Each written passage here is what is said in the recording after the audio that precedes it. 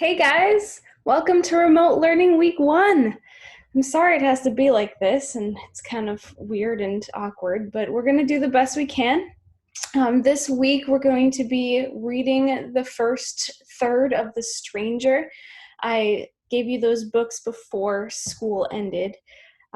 If you don't have one though, I do have some links I'm going to be posting to Google Classroom to the digital text, so everybody will be able to access the book.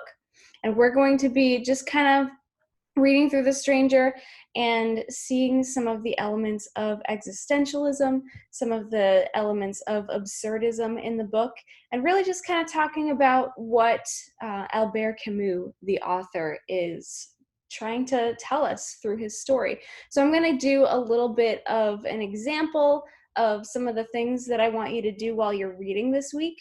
And basically what you're going to turn in is a page of notes, some of the observations that you're making about the main character, and some of the things that you think are really rather absurd in this book, because that's really what you're going to see.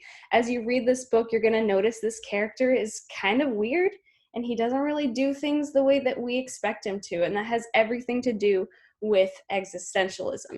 So I'm going to share my screen. I've got a nice PowerPoint for you. I've shared this to Google Classroom as well, so you can see this on your own time. I think it's connected to the assignment sheet where you're going to share your notes. So I'm going to share my screen with you right now. So here we have The Stranger and the Absurd. So what I'd love for you to do first is make sure that you've gone on YouTube and checked out the Existentialism review video. That's going to be so helpful to just get kind of a background on existentialism, kind of refresh your memory, because it's been 3 weeks, right? Some of the big ideas, the 5 tenets of existentialism, we went over these in class. You have notes on these, but these are really important. They're going to help you to kind of get a sense for what the main character is really kind of doing, what he's up to. So remember, we have existence before essence, and that's the big one. That's the, we don't really exist without meaning.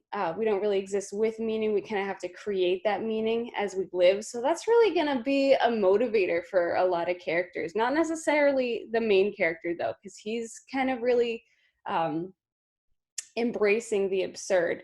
So you've got alienation from God, from nature, from society, from man's true self. You've got nothingness. If life really doesn't have a purpose, where's the meaning? So that's really, like I said, the foundation of our main character. You've got total freedom. If there's no defined moral code, no way to live your life, you take on the burden of responsibility. You have the freedom to make any choice. And that's super scary for a lot of people. And that leads to anxiety, right? Our choices define who we are, so we have the responsibility for them. There's no real guide telling us what's right. So the absurd, we're really going to focus on that as we're reading The Stranger, because that's what our author's really trying to bring out. So our definition is something that is silly or preposterous. You probably saw this in the Existentialism review video, the crash course, but the definition for existentialism is the search for answers in an answerless world. So people are trying to find meaning, but that's silly because according to existentialists, there is no meaning. So the existentialists, they believe the world wasn't created for a reason and it doesn't exist for a reason. So there's no rules, no meanings, no guidelines for our actions.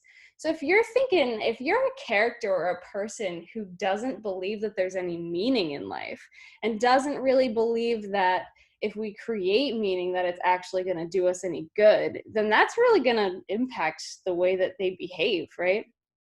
If they think the universe will never truly care for humanity the way we want it to, then maybe that's going to influence the way that they respond and the way that they interact with other people. And you'll definitely see this. So our main character, his name is Marceau. He's French, right? You can call him M or Marcel. Some people do that. It's kind of funny.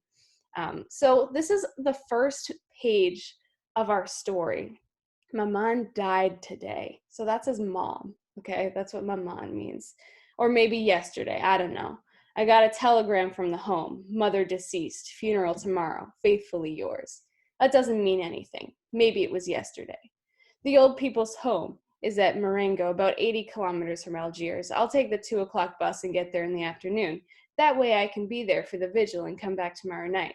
I asked my boss for 2 days off, and there was no way he was going to refuse me with an excuse like that. But he wasn't too happy about it. I even said, "It's not my fault." He didn't say anything. Then I thought I shouldn't have said that. After all, I didn't have anything to apologize for. He's the one who should have offered his condolences, but he probably will day after tomorrow when he sees them in mourning. For now, it's almost as if Maman weren't dead. After the funeral, though, the case will be closed and everything will have a more official feel to it. So while you're reading, I want you to be focusing on, what do you think is absurd? And right off the bat, what I'm noticing in this text is he's not freaking out about his mom dying. His mom just died, and he doesn't seem to care about it. That's absurd to me. That seems really silly or preposterous. So that's the first part. What is absurd? What is silly? The second part, I want you to think about, why does it actually seem weird? So what is it about our expectations and our meaning in life that kind of makes his behavior seem weird? So for me, we're used to a very different response to death in our culture. We're used to people actually, caring when their parents die. So the fact that this guy is really nonchalant about it is like, what is he thinking? So that's kind of our reasoning behind it, right? And then finally, to take it a step further, we're going to consider, why do you think he's doing what he's doing? What do you think he believes in that is causing him to behave this way? So as I'm reading this and I'm looking at him not really caring that much about his mom's death, I'm thinking, well, maybe if life is meaningless, then somebody's death doesn't have meaning either. Maybe he actually thinks it's not a big deal. Maybe though, if we want to think about it from, more of a humanly perspective, maybe he's grieving. Maybe this is a process of grief. Maybe he's like freaking out and this is his way of doing it. And that's what we're going to be doing though. Like you're naturally going to want to assign meaning to this guy and be like, okay, like he can't really be that bad. But in a way, like it's supposed to challenge us to kind of think, okay, like where are the places that we really put meaning in our lives? Where are the places that we are really trying to create meaning? Don't worry, I definitely think that like when somebody dies, it's very meaningful in our lives. I'm not trying to say that this guy is being very challenging. First page, whoa, right? Let's take a look at a second example. When he says it's not my fault, I don't think I have anything to apologize for. So his mom just died, and it seems like he's like kind of responding in an inappropriate way. Like, why are you having this conversation with the guy? Why it seems weird, I don't really know. No, I've definitely never had a conversation with anybody where they were like, my parent died and it's not my fault. You'd be a little weirded out if somebody said that, right? Like, hey, are you like, are you responsible? Why are you saying it's not your fault? So just that kind of like weird reaction, right? And then maybe like if I'm thinking about it in terms of like absurdity and that life is meaningless, why he's doing what he's doing, maybe he's trying to figure out why his boss would be upset about death if everything's meaningless. Maybe he's having a hard time responding to this guy who's trying to make meaning out of something. So quick overview as you're reading. So you're going to make a note whenever you see the main character, Marcel, doing something that you think is strange, explaining why we might think his behavior is strange. So the question, what expectations or meanings do we have that he's challenging? And then try to explain why he's doing what he's doing. 2 questions.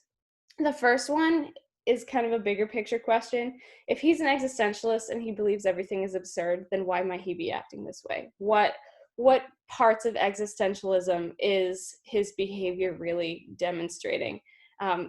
The second question might be a little bit easier for you. What do you think this guy believes in based on his actions? What conclusions can you come to about his character based on what he's doing?